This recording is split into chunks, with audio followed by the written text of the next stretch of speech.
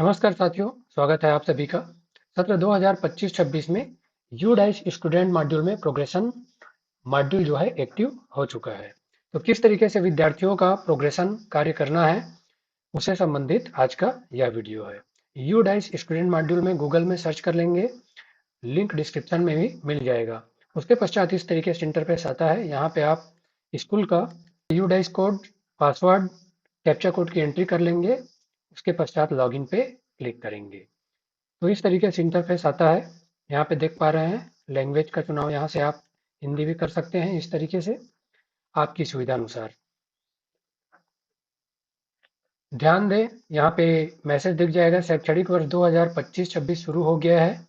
कृपया छात्र संबंधी कोई भी कार्य उसी के अनुसार आरंभ करें। उपयोगकर्ताओं को सलाह दी जाती है कि वे अपनी प्रगति गतिविधियों को पूरा करें।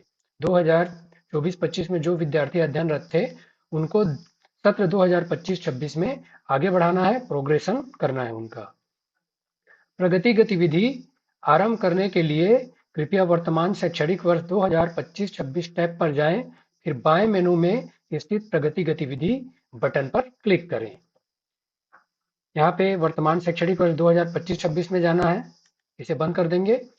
उसके पश्चात यहाँ पे छात्र गतिविधि और प्रगति, इंग्लिश में यहाँ पे देख पाएंगे स्टूडेंट मूवमेंट एंड प्रोग्रेशन। इस तरीके से यहाँ पे क्लिक करेंगे, प्रोग्रेशन एक्टिविटी। प्रोग्रेशन एक्टिविटी कैसे करना है सबसे पहले उसे जान लेते हैं।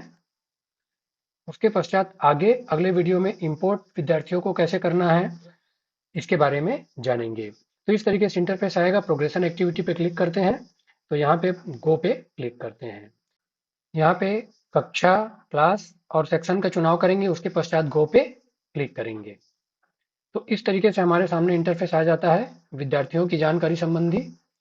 तो सभी विद्यार्थी इस तरीके से यहाँ पे देख पा रहे हैं आप विद्यार्थियों का data, progression status, eligible, promoted class, कौन से क्लास के लिए एलिजिबल है, स्टेटस पेंडिंग दिखा रहा है यहाँ पे, प्रोग्रेशन नॉट अवेलेबल अभी तक, एक्शन यहाँ पे अपडेट और करेक्शन दो ऑप्शन दिख जा रहे हैं। तो जैसे कि इस विद्यार्थी का हमें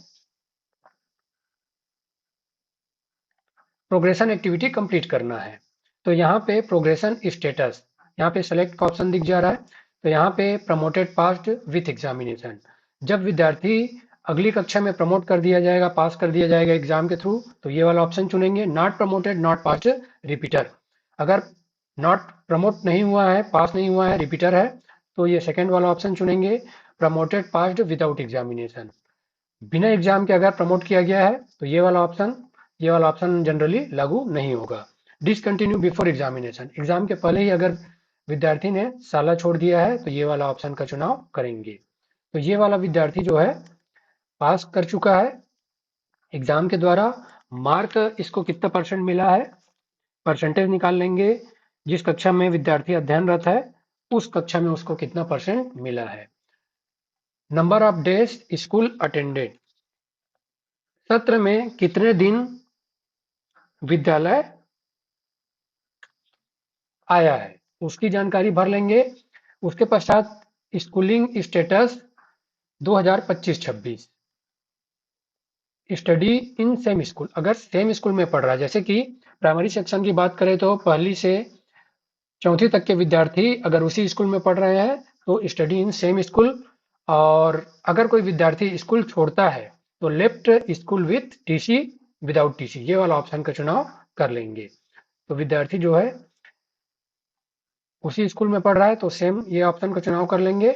यहाँ पे सेक्शन का चुनाव कर लेंगे, अगली कक्षा में प्रमोट हो गए उसके लिए, और यहाँ पे अपडेट पे क्लिक करेंगे। यहाँ पे देख पा रहे हैं student detail has been updated successfully, okay पे क्लिक करेंगे।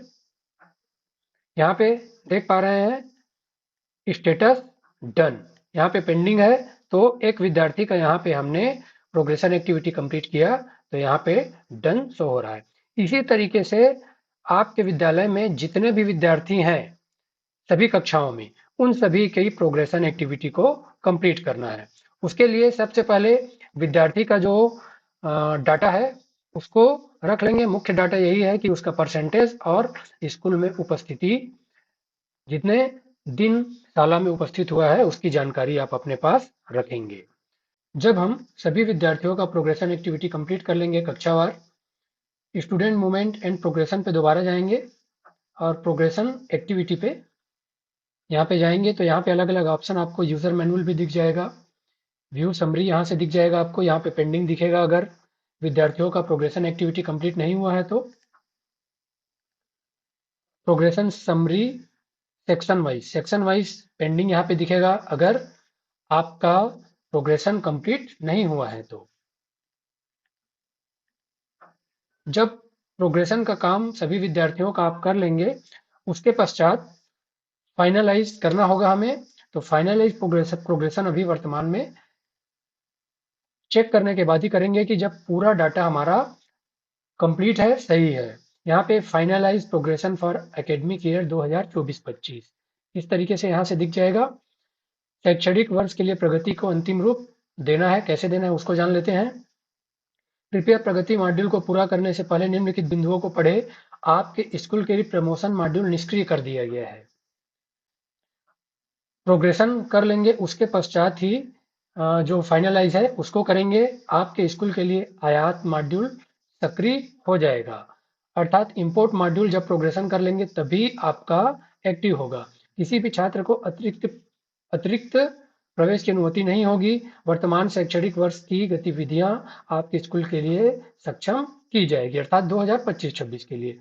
एक बार जब प्रगति मॉड्यूल को पूर्ण रूप से चिन्हित कर लिया गया है तो इसे इस शैक्षणिक वर्ष के दौरान दोबारा नहीं खोला जाएगा।